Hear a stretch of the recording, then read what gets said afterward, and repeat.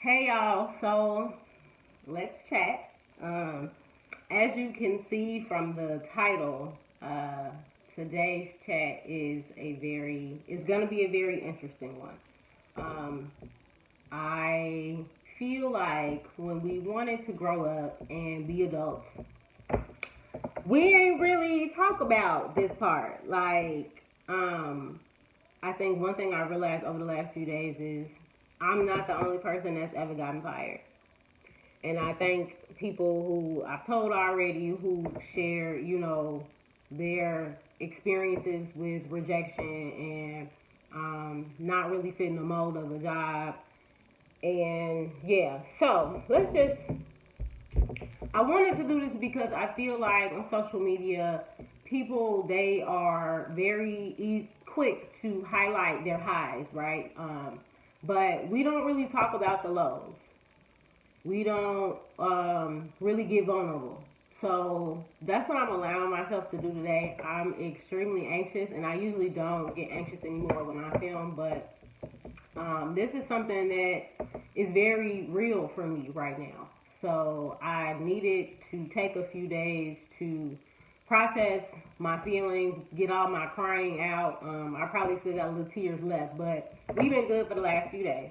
So I think I was embarrassed at first to speak on this initially because, like, who wants to talk about the fact that they got fired? And then for me to do what I do and to get fired, like, but you know what? I was like, I'm not going to let something that I did not do embarrass me or keep me ashamed. And the only way that I can really advocate for my own support is to share with you guys what I've been experiencing. So if you follow me on Twitter or, if you've just kind of been paying attention, I've had some issues with my job for a long time. Like when I first started at this company, it was great. Like it was peaceful, everybody got along, like it was a really good atmosphere. Like I've surprisingly enough, for me to have never worked with majority white people, it was some good vibes in there. It was some good energy, and I think it's sad to see how things have turned around.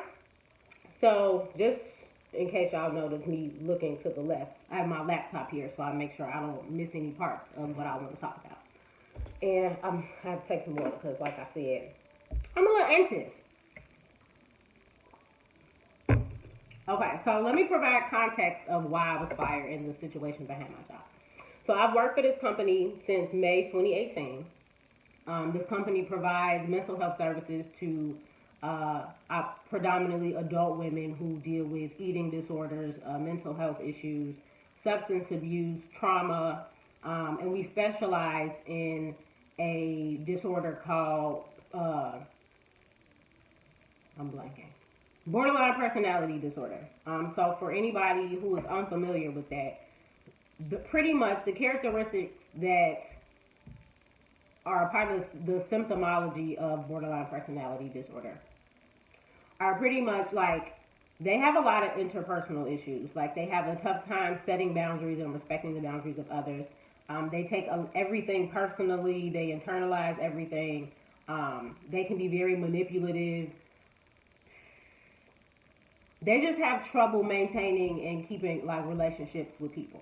So I feel like that's important to know. Again, like anyway. So in order to kind of describe the setup of the company, where I'm gonna call it Part A and Part B. So I work for Part B. Part A is a bigger entity. Part B is a smaller entity. So again, this wasn't clear, so 90% of the clientele of this company and the staff is Caucasian. They're white. All right, there's a sprinkle of black, Hispanic, Asian in there. From the jump, I wasn't always received well by clients and some staff.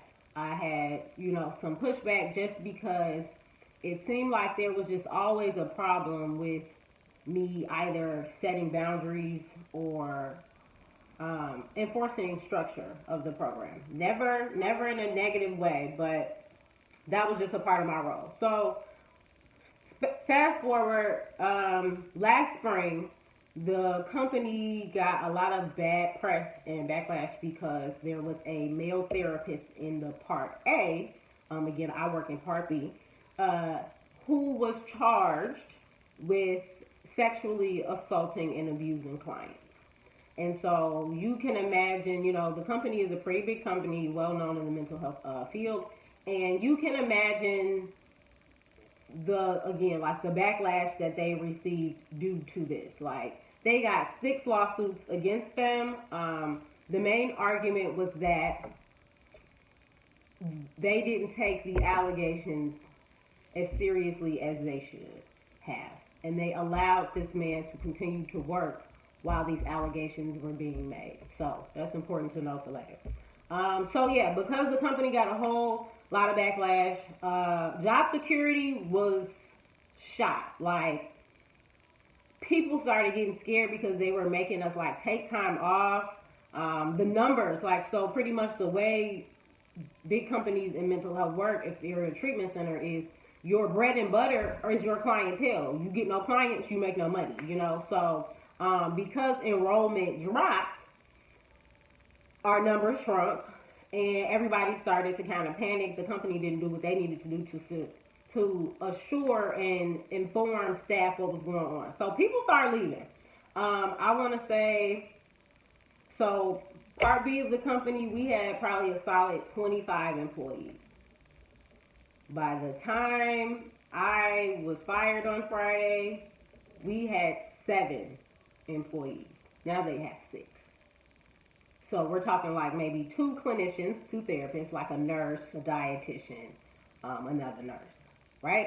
25 to 7.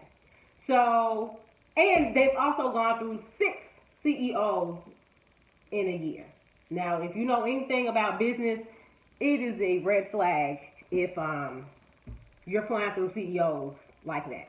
So I knew back in the spring, I had only wanted to really work for this company for about a year, and then I wanted to leave. Again, I met some great people. I kind of got comfortable, so I was like, I can ride this job out until it's time for me to get my second license, which I'll explain that process later. So I had made the commitment to try to just ride it through, and stuff started to get real. With everybody quitting in the spring, I'm like, oh, I got to get out of here. So all through the spring and summer, I was applying for jobs, and I was not having any luck. I don't know. I just started to feel I'm like, why is everybody else getting these opportunities to do better, to elevate? And I'm stuck. I felt so stuck where it was affecting my mood. I was depressed for the last 6 months of 2019 because I just, every time I would go to work, I would have anxiety because it was just always some shit. Always some stuff. And so I tried to get up out of there. I tried, and it didn't work. And so pretty much after we had lost so many employees, I should also mention, I don't know if anybody else has experienced this, but I went through a grieving process of losing my team. Most of the people that work there, they made that job worth having. So when they left, I felt so alone. Everybody that was there before me, was just out the door. And I was just bro, I really grieved the loss of that work environment. And because now here I am, let's mention, my role, it used to be 6 of us in this role. It was just me. The other 5 were gone, So I struggled with that for a long time, and it was hard. So what ended up happening in November is I felt because, all these people quit, it's time to renegotiate my title and my money. The thing is the title I was under, it wasn't the job I thought it was going to be. I've worked at other places who used the same title, but it was a different role. So in this one, I wasn't really doing what I wanted to do. So number 1, I wanted a promotion. And 2, we needed to talk about my pay. So I successfully, I contacted the CEO, I advocated with my supervisor, and I got that title change and I got a pay raise in November.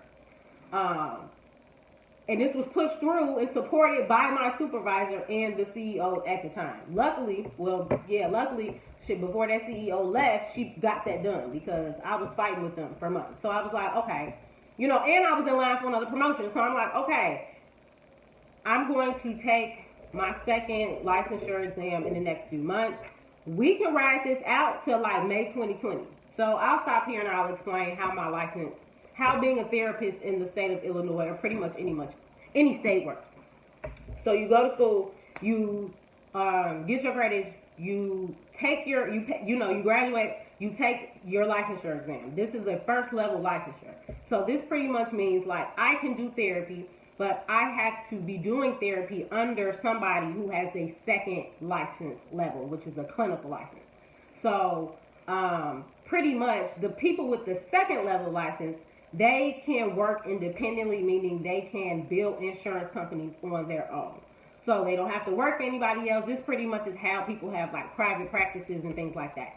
You have to have that second level licensure. During your first level licensure, you have to accumulate so many hours, work full time for 2 years, and be under supervision of somebody who has that clinical license for 2 years.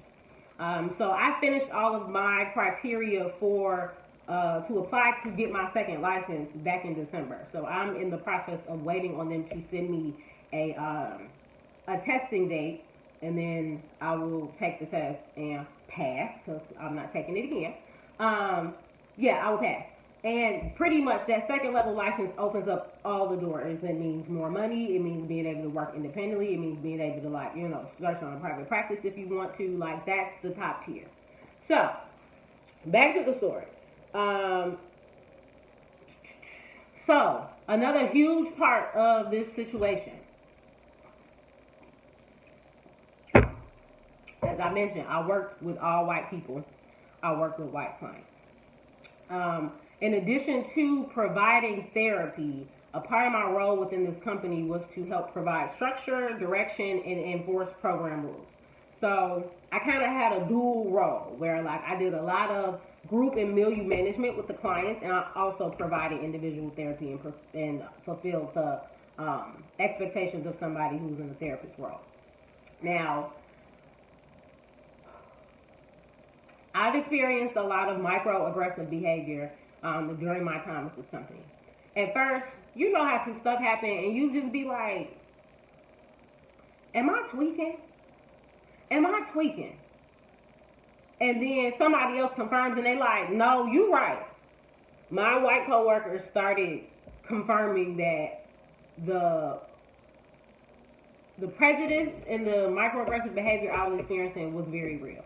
Because that's the thing, is white people will convince you that you are crazy.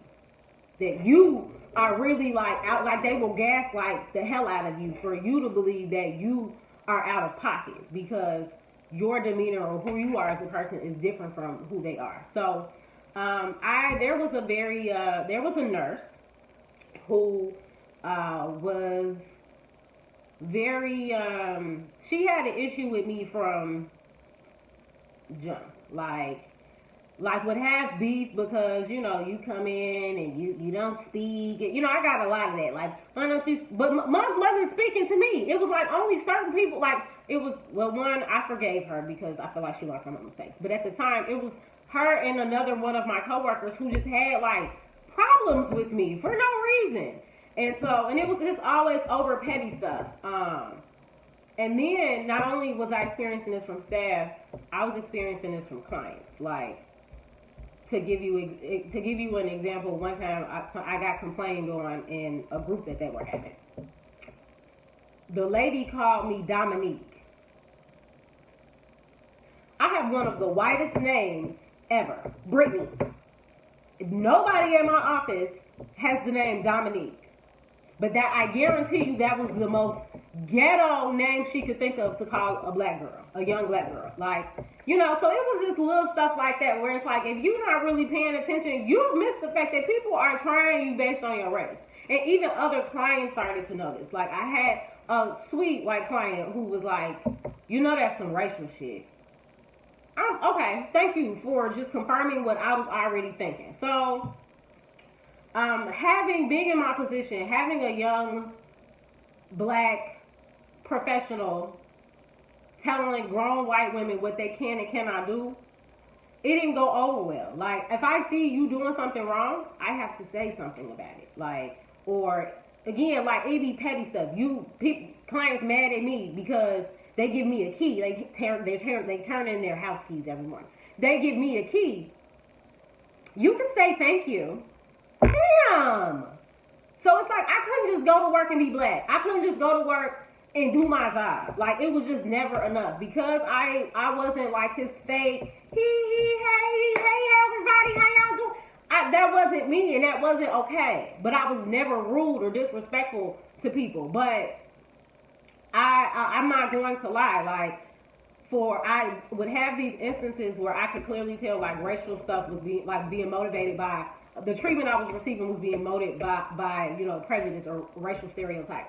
And I had talked to my supervisor about it, and she, would validate my concerns. She would understand, again, this is a very prominent treatment center, so we're getting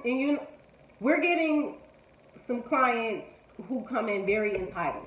They come from money. They come, 80% of that clientele lives out of state.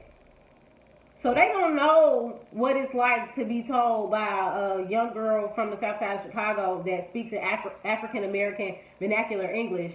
They don't know how to respond when it just doesn't come out how they feel like it should come out my mouth. Like, it's crazy. Before I worked for this company, I worked for another company we served predominantly older African Americans. We would get some young, but mostly older. I never had these problems. I've never gotten so many complaints about a tone. It's her tone. Like,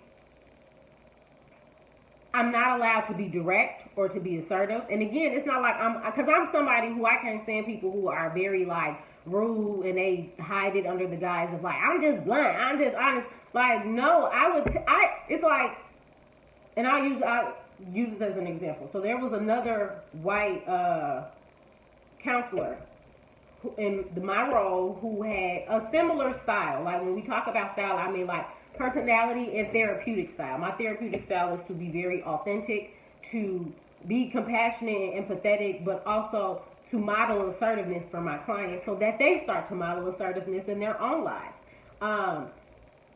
And there was another, like I said, white therapist who had a very similar style. She was even more abrasive, like, she was hella abrasive, like, with clients.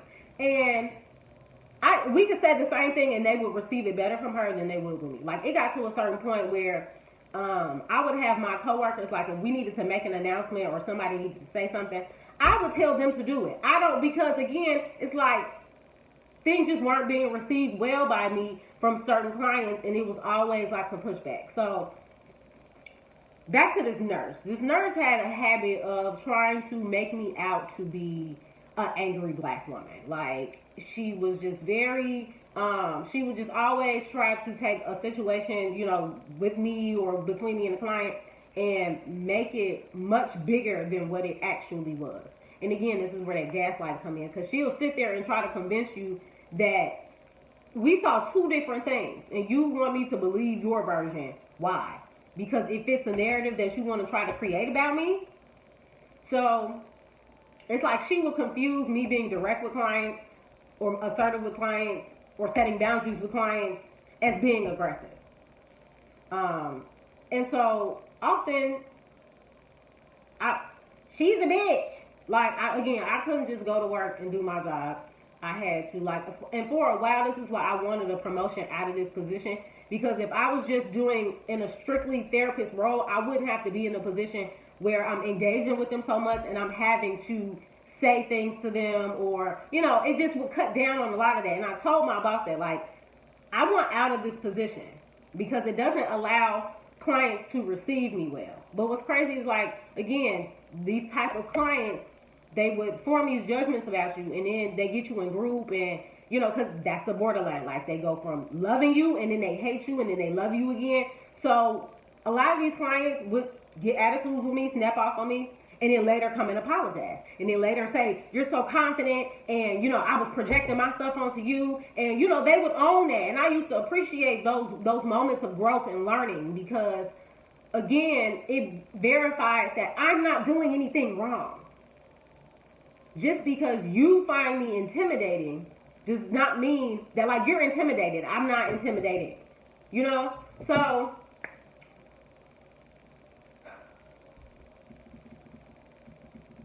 let's just go ahead and talk about the incident in which I was discharged for.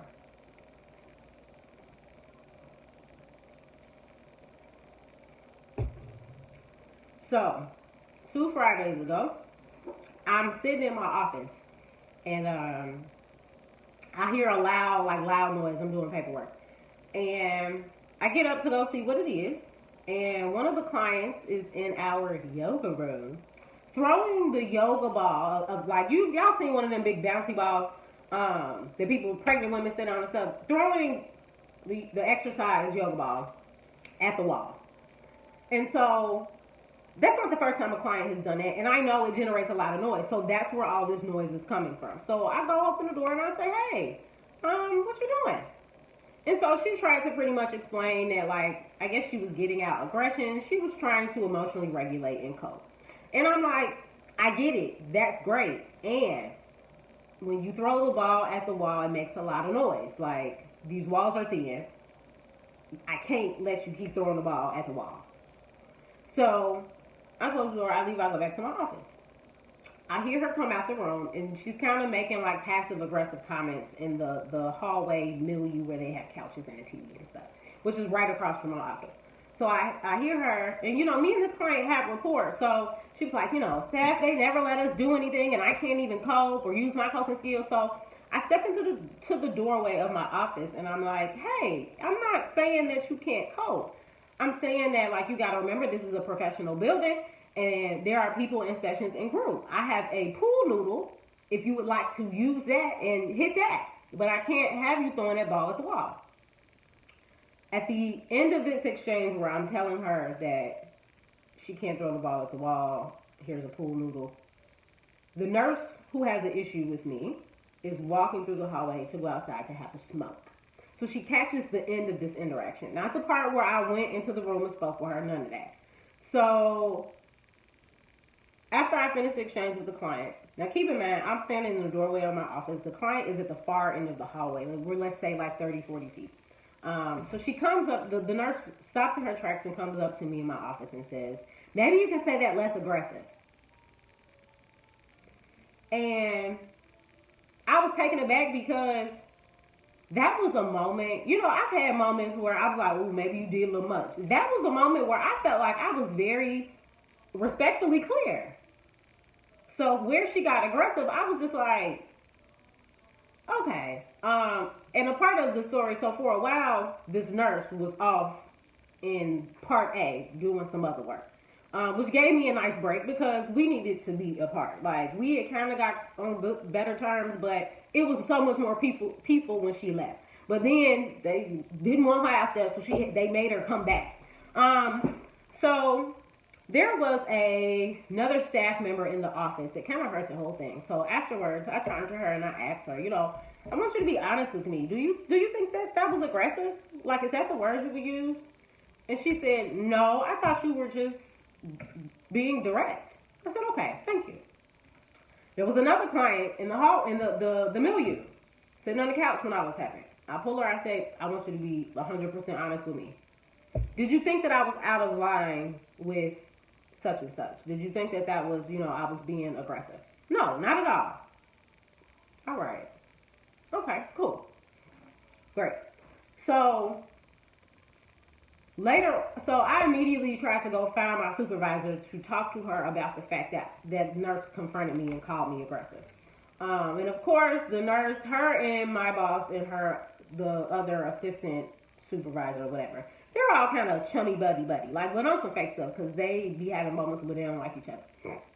So I go find her. She's already talking with them. So I'm like, she over there probably telling them, flipping the story, all this other stuff. So I finally get a moment to talk with my boss.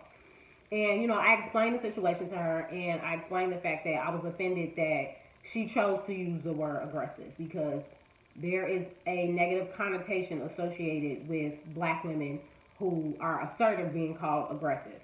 And so, she was like, I understand, and yeah, there is a different connotation, and, I'm like, I don't want any issues with her now that she's back working in the office. Like, I just want her to watch her language with me, because words matter. So that happened, and then, side note, next morning, same client who was in the incident, she came up to me and was like, I'm sorry for being a brat yesterday, and, you didn't do anything wrong, and, and I don't know if the other client spoke with her and made it, pretty much explained that I was concerned that it would be made to be something else, and so that's why she told me that. So she was like, yeah, no, I didn't think, that you were. I said, okay, cool. And again, I've had little, I don't even want to call them specs. I've had incidents with clients where they don't like something that I told them to do, and then they later sit and realize that, it wasn't that big of a deal, or they overreacted, or, whatever the case may be. Like, that happens with this population. So let me just explain this. I'm trying to wrap this up. So, the same day this incident happened, my boss told me that I would probably be expecting a call from risk management, because another client had complained to the clinical lead, which is also her therapist, about me. And the complaints were just probably the most minor, petty complaints I had ever heard. And a lot of it is just because, one, this client has a trouble processing things, and she's just very, very timid and sensitive. So I'll even tell you what the incidents that she complained to me about. So she was leaving the group room and was like, I'm going to get a pen. And I was like, okay. She says, I said, with attitude. All right. Then another time, I asked her to, I told her, hey, I need your house key. So she brings me the house key, and it's still on. They have lanyards. It's still on the lanyard. I said, hey, I just need the key. I don't need the lanyard. Apparently, that was rude or whatever. That's what I was told that she said. And then the other incident was, we do these morning check-ins, and we go in alphabetical order. Her name starts with an A, so I call her name. This is like her second day. I call her name, and she's like, oh, I didn't fill out a sheet. So I said, okay. It's a bunch of new people in the room, so I said, hey, I just want to, state the expectations for this group. It starts at 8:50. The expectation is that everybody has their sheet. It's filled out. It's ready to go. And when we go around, that way everybody is, we can get this done. So she goes, yeah, I didn't know. I said, I understand. And that's why I'm letting everybody in the group know what the expectations for this group is. So that way there is no questions about it. She told her therapist, I embarrassed her. So these are the type of things that I'm up against, right? Like, just doing the most minor things and then them being completely misconstrued. So I was told by my supervisor, I'm thinking I'm getting ready to have a meeting about these complaints with the risk management man, right? So I get in the meeting. I go to work on last Wednesday, and, it's him, and then there is a lady from HR, and she's like, they're like, so can you just explain to us what happened? And then they bring up, I'm thinking we're here to talk about the petty complaints. Then they bring up the situation with the yoga ball in the yoga room. And I look at it and I said, you didn't tell me that that's what we would be discussing.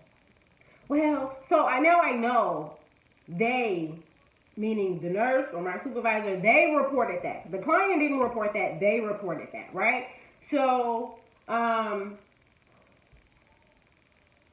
I'm like, okay. So I walked them through the situations. I let them know, like, there are witnesses who told me that they felt like I was not being aggressive. All right. So they pretty much tell me that they have to suspend me, and this takes me back to the part of the story earlier. They have to suspend me because they can't, like, whenever there are any type of allegations made against a staff member, they have to remove the staff member because they got in trouble for not doing that before. They have to remove the staff member immediately. And what I think is crazy is that you go from one spectrum of the you go from one side of the spectrum where y'all didn't report or y'all didn't remove a staff member who was alleged to be sexually abusing clients, to now removing staff members for for complaints that have no real merit, or taking the word of one staff member. Okay. So again, not to invalidate anything, I just felt like that's a big jump. That's a wide range of things that could go on. That y'all have the same protocol for. So I reach out to, all because I started to kind of panic. I'm like, because I knew I was like, something ain't right around here. Like, I've gotten complaints before and they've never gotten over my supervisor's head. And now all of a sudden, I'm having meetings about this shit. Like, so I talked to old employees and, everybody was like, I talked to employees that work in other departments and it was like, yeah, even our medical director, who is a black man who I've sought support from on numerous occasions because dealing with these white folks, he was like, yeah, that just sounds like standard protocol. Everybody was so convinced that I had nothing to worry about. Like, that's not a fireable offense, like, for being quote-unquote rude or whatever. Like, none of that can be, all of that is objective. So, I was in the place when I was on my suspension for them 2 days where I'm like, I'm kind of okay with either way that this goes, because for the last 2 years I've been there, I've talked to my therapist about everything that I've been going through. And for the longest, she was like, this is just a space holder. You don't belong there. So we knew for a while that wasn't my space. It never was. I was just there to try to, get from point A to point B. And so,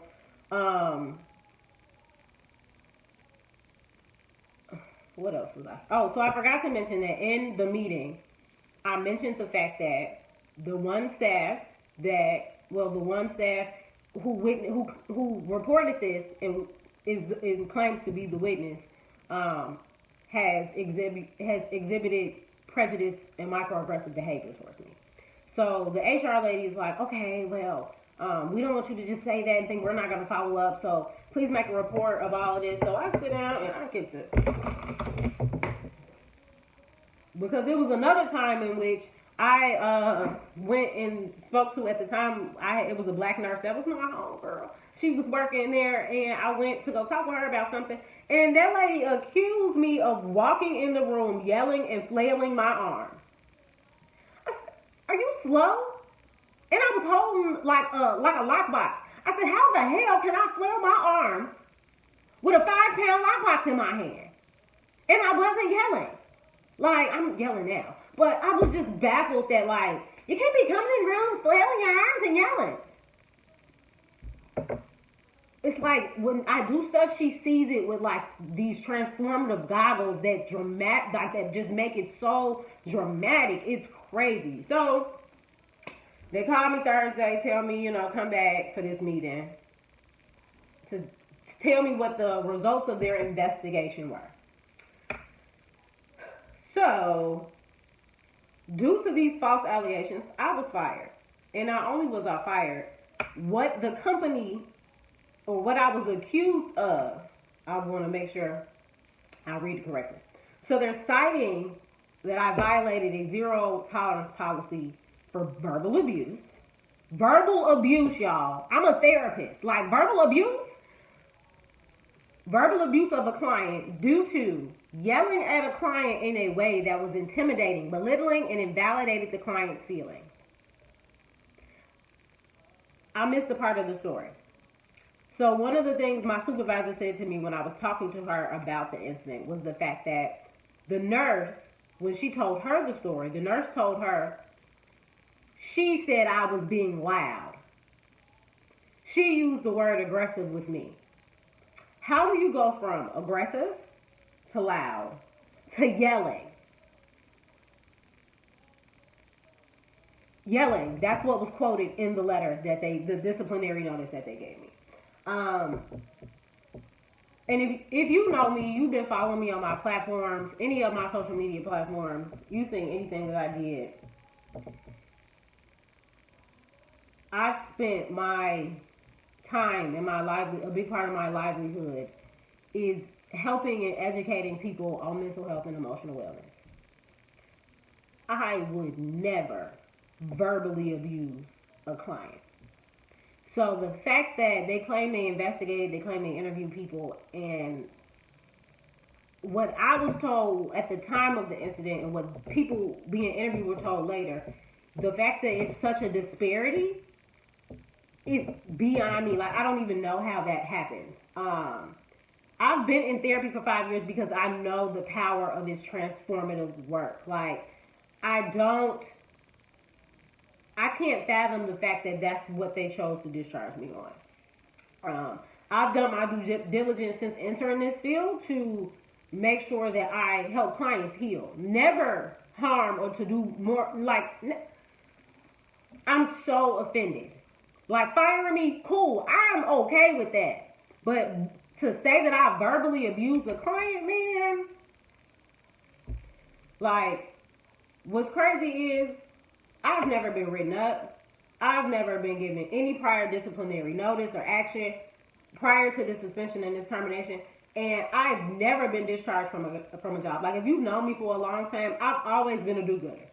Get your grades, make sure I do what I need to do. Like, I've never been in the position where I've been in trouble or I've had to have something like this as a part of my life's experience. Like,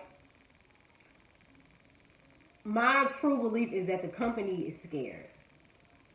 People are complaining. People, like, the company has just gotten worse and worse, and they look at me as a liability. Like, that's really how I feel. It's like, I'm not doing anything wrong, but because I'm perceived the way that I am, I'm causing them trouble, and they got to get rid of me. So, I also want to talk about briefly, like, I definitely, if I didn't believe in the power of the tongue before, I do now. I will say, like, I express gratitude for my job, but there were times I definitely spoke about just wanting to be elsewhere. Like, wanting to do something differently, to not be in that space anymore. Like, it was literally a countdown for me. So, I feel like I was already on the path to entrepreneurship, and God just, like, sped up the timeline. So while I'm still adjusting, like, please don't come up to me and ask me, like, so what you gonna do? I'm figuring that out now. Okay, I'm not a bougie bitch. I've applied for unemployment. I've applied for food stamps. Like, I'm going to do what I have to do. I feel like this is a blessing in disguise. I was already planning to transition into entrepreneurship. But I feel like God just sped up my timeline. He just felt like, this space isn't serving you. It's making you worse. Like, it's time to leave. It's time to jump. So, prior to being fired, my plan was to save and to pay for my licensing exam, my study materials, all of that, and to also launch my business and my brand for life coaching, for doing workshops and psychoeducation classes, and to be booked for speaking engagements. And so my intention was to use my tax refund to do that. And now I have to make sure that my tax refund pays my bills and sustains me until I can figure something else out. So I have created a GoFundMe, and I am looking for anybody who just has anything to give to help me make sure that I can pass and take this test and that I can launch my business. Because I'm going to be okay if I get them two things done. So, one thing I also want to touch on is the fact that, like, please know that these companies, you cannot be loyal to them. I've learned my lesson. Like, this is why I was trying to get out of corporate mental health, because it's just too much politics. The politics of it makes it sickening. Like, to see how these people who are in the CEOs and who are above everybody else, all of it is money for them. They don't care about these people's well-being. They don't care about staff being burnt out, being overworked, being left with no support. They don't care about none of that. As long as they can keep getting enrollment They don't care what type of treatment these people receive, and it's really saying I'm tired of being a part of it. That's big facts. Like I'm tired of adding or supporting that environment. I can't do it. I am really looking forward to seeing what God is getting ready to do in my life. I feel like I got some big stuff coming up. Like my prayer for the days and my horoscopes have been eerily like accurate and on point the last few days, which I just feel like is signage for me that I'm gonna be okay. I'm gonna get through this. I have been my plan. Oh, so a part of my plan, which I left out, so was to pass this exam, and then so for those who don't know, like I do private practice for a black-owned private practice. This black lady who is amazing. I've referred people to her before. I work under her, and I've been doing it for the last 8 months, and I want to be able to do that full time. But in order to do that full time, I have to get the second license. So I hope the chain of events makes sense. I got to get the second license, so I can work full time and get to a bigger bag, okay? And I can do that in the next, hopefully, 3 months max. Like, I want to take this test by May and have it passed and have my stuff ready to rock and roll. Because I have too much to give. Those of you that know me know that I would, again, like, the things that I was accused of, absolutely ridiculous. And I totally believe that I was wrongfully terminated, just based off of, again, like, the influence and person involved in this has had something against me from jump. Always, like, and I didn't even mention, she just was always asking me to do stuff, singling me out, like, well, can you, like, just always looking for me to do it. And everybody saw it.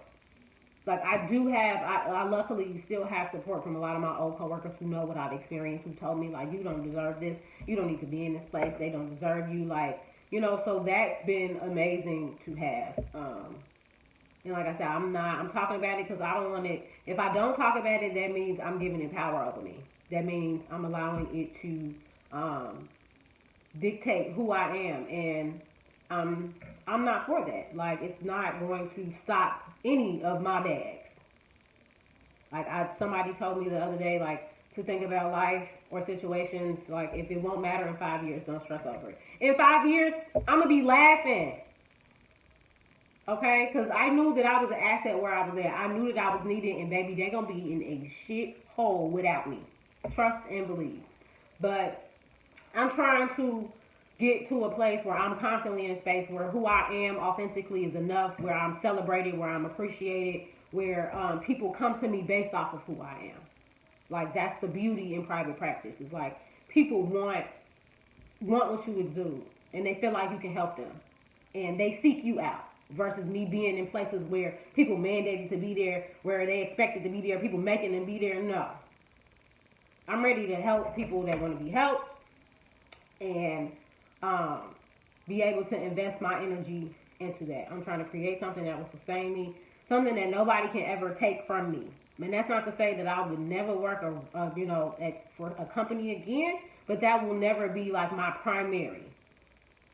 Like, it can't be. It can't be, because I refuse to be put into this situation ever again. But again, I know it's All-Star Weekend. I know everybody coins is tight.